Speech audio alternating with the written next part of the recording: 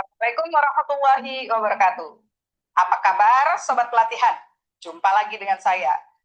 Kali ini kita akan melanjutkan materi kita tentang konsep social emotional learning.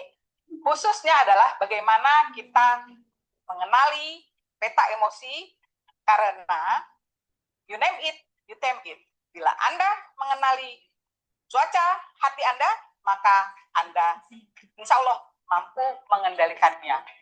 Mungkin Anda masih ingat video pada pertemuan sebelumnya, di mana seseorang bisa saja mengalami perubahan emosi ya dalam satu waktu. Nah, kali ini kita akan sama-sama belajar bagaimana cara mengendalikan. Baik, Sobat Pelatihan, kita perhatikan selanjutnya.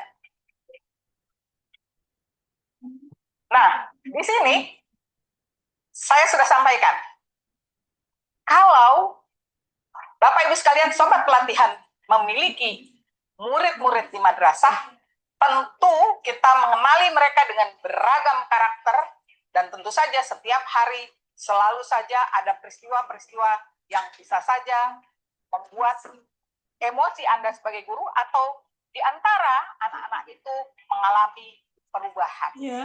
Maka sebagai guru, mari sama-sama kita kenali otak kita agar kita bisa mengendalikan. Nah, begini Sobat Pelatihan, kita lihat di sini ada matrik otak kita yang terbagi menjadi 3 bagian. Nah, seorang teman kanak-kanak ya di sebuah sekolah dasar di luar negeri itu juga mengajarkan kepada murid-muridnya bagaimana agar mereka bisa mengenali otak mereka dengan cara yang sangat sederhana. Namun sebelumnya kita kenali dulu. Kalau kita bicara bagian-bagian dari otak yang berkaitan nanti dengan pengambilan keputusan, apabila ada sebuah peristiwa, maka kita akan mengenali bagian yang pertama adalah neocortex. Kita membuat metafora, neocortex ini adalah sebagai pawangnya. Ini kalau kita lihat di sini, ini bagian yang terluar inilah neocortex, di mana otak ini adalah otak yang memiliki kemampuan untuk berpikir jernih. Ya, dia memiliki kemampuan untuk membuat kita menjadi tenang, menjadi logis, berpikir logis dan berpikir rasional. Nah, kemudian bagian yang kedua yang di tengah ini, Sobat Pelatihan, inilah disebut dengan limbik. Limbik ini kalau kita mengenalnya dengan emosi.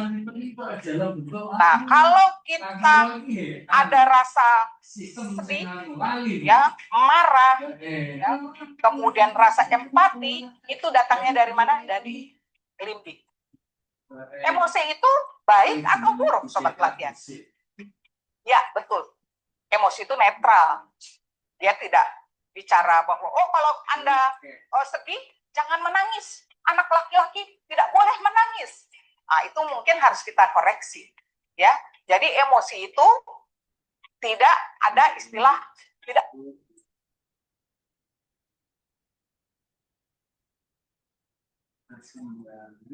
boleh, ya. Marah, seseorang ingin marah, anak ingin marah, jangan kita bilang, tidak boleh marah. Yang tidak boleh itu apa? Yes, marah. Ya, rasa emosi marah itu memang ada, ya. Namun persoalannya adalah apabila marah menjadi marah-marah. Nah, inilah yang kita kenal dengan reptilian brain. Ya, reptilian brain ini kalau kita analogikan menjadi dinosaurus. Tadi ya, kalau neokortex yang mengendalikan pawangnya, kemudian yang berubah-ubah itu biasa makhluknya apa? Bunglon. Nah, sekarang adalah dinosaurus. Nah, reptilian brain ini dia bereaksi, ya, sifatnya fight or flight. Begitu ya. Nah, fight or flight artinya kalau dia merasa kuat, dia akan bertempur. Kalau dia merasa tidak sanggup, dia akan lari. Nah, ini subhanallah, Allah menciptakan reptilian brain ini bukannya tidak ada manfaatnya. Ada manfaatnya. Mungkin sobat pelatihan pernah mendengar sebuah peristiwa, misalnya ada gempa bumi, ya, tiba-tiba seorang nenek yang sudah renta mampu berlari kencang. Nah, itu mode-nya apa? Mode flight, lari, ya, tiba-tiba dia bisa. Nah, itulah kekuatan dari reptilian brain. Namun kalau tidak bisa dikendalikan, maka ini akan terjadi sebuah bencana, ya, sobat pelatihan, ya. Nah, ini kita lihat, ya. Jadi yang saya sampaikan tadi, seorang guru, ya, sebuah sekolah dasar di luar negeri itu mengajak anak-anaknya untuk mengenali tadi peta emosinya dan bagaimana cara mengendalikannya itu dengan cara yang mudah. Silakan sobat pelatihan nanti bisa mempraktikannya di ruang kelas kita. Ketika nanti ada anak-anak, kita sampaikan bahwa otak kita itu neokortex kita kendalikan, kita kenalkan itu metaforanya tadi sebagai pawang. Nah, kalau misalnya pawang ini, kita artinya dia sudah berada di dalam mode yang tenang. Tapi, ya, bisa saja ini, nah, ini kita kenalkan, kalau yang begini, nih kita tekuk begini, ini bunglon.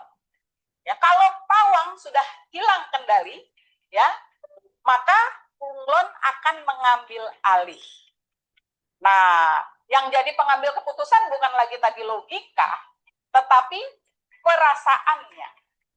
Nah, kalau dibiarkan, maka sobat pelatihan, apa yang terjadi? Yang terjadi adalah reptilian brain atau dinosaurus yang pegang kendali. Sehingga bisa saja otomatis, ya, tadi ya ada otomatis. Kalau reptilian brain-nya on, maka neokortex atau logikanya off. Jadi on off. Pawang on, dinosaurus off. Ya, pawang off, dinosaurus on. Ya, silakan Anda pikirkan dulu itu. Maksudnya apa? Maksudnya adalah anak-anak kita ajarkan supaya pawanglah yang memegang kendali. Oleh karenanya bisa saja di kelas begitu anak sudah mengangkat tangan, kita ajarkan. Saya ingin begini, artinya kalau sudah begini, anak-anak menunjukkan bahwa dia ingin pawang yang mengambil alih, tetapi dia tidak mampu. Oleh karenanya cukup dengan kode seperti ini. Ya, kode seperti ini. Sehingga guru atau teman-teman yang lain, kalau ada anak yang sudah kode seperti ini, maka mereka harusnya ada awareness-nya. Tuh, sobat pelatihan, ya. Jadi, apa tadi, ya? Pertama adalah pawang, neokortex, ya. Kemudian yang pemegang kendali secara logis. Yang begini adalah ini, yang di tengah adalah limbik, emosi, dan ya, yang terakhir adalah reptilian brain. Gitu ya. Oke, kita kenali itu, you name it, kita kenali dia, jenis-jenisnya, you name it. Maka kita mampu mengendalikannya. Jangan sampai terjadi peristiwa yang meningkat karena tadi tidak bisa mengendalikan emosi, akhirnya terjadi chaos. Ya, nanti setelah ini silakan sobat pelatihan kita saksikan 2 video terkait dengan bagaimana terjadi konflik dan bagaimana adanya pawang yang mampu mengendalikan dinosaurus. Selamat menyaksikan.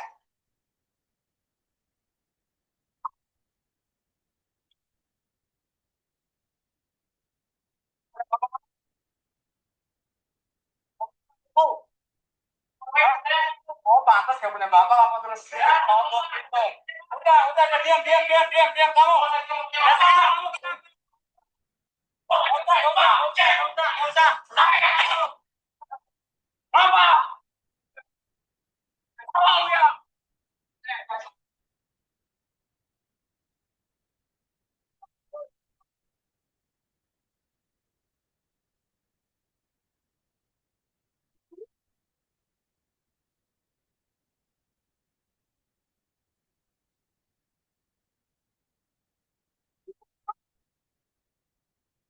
Nah, sobat pelatihan yang kami banggakan. Ketika kita mengambil sebuah keputusan, maka jangan dilakukan saat kita masih berada dalam kondisi yang labil atau emosi. Seharusnya ada jeda. Kenapa begitu? Nah, ini ada rumus. Rumusnya adalah P plus R sama dengan O. Sebuah peristiwa P, ya, ada peristiwa itu netral ya, sobat pelatihan ya. Tapi yang menentukan ya peristiwa itu dia ada peristiwa yang tidak baik buat kita sehingga dia menjadi minus, atau peristiwa yang baik yang menyenangkan kita menjadi plus ya. Nah, tetapi kita berbicara di sini adalah peristiwa yang tidak menyenangkan sehingga mengganggu rasa emosi kita. Nah, sehingga kita memberikan nilainya minus. Contoh ya, ketika Anda ingin berangkat ke madrasah untuk mengajar ya, seperti cerita waktu itu, masih ingat? Kemudian bahan-bahan pembelajaran Anda terjatuh di jalan dan motor Anda kehabisan bensin. Nah, itu peristiwa namanya. Maka peristiwa yang tidak menyenangkan ini kita beri nilai minus 3. Nah, kalau pada saat itu reaksi Anda adalah Anda marah-marah, ya, karena barang hilang, Anda tersenggol dengan motor lain saat Anda sedang menggiring motor menuju ke pom bensin, maka reaksi atau R menjadi minus 3. Oh, apa yang terjadi? Minus tambah minus menjadi tambah minus, jadi minus 4. Nah, ini. Jadi ini perlu kita perhatikan baik-baik. Sebelum kepada murid kita, coba kita praktekkan dulu kepada diri kita. Jeda apa yang harus kita lakukan? Ya, kemampuan apa untuk kita bisa menetralisir? Misalnya, kita tarik nafas dulu, relaksasi. Ya, ketika di kelas misalnya murid gaduh, kita minta mereka untuk kita begini, untuk mereka berhenti dan lain sebagainya. Ya, jadi akhirnya supaya minus plus positif menjadi positif. Nah, itu. Jadi respon tindakan ambil jeda. Ini yang kita ajarkan kepada anak-anak kita sebagaimana video yang tadi ya. Ada jeda ya, anak mengambil nafas. Oke, sobat pelatihan. Demikian untuk penguatan konsep yang berkaitan dengan bagaimana peta emosi yang kita kendalikan. You name it, you tame it. Demikian sobat pelatihan, sampai jumpa pada sesi berikutnya. Terima kasih. Assalamualaikum warahmatullahi wabarakatuh.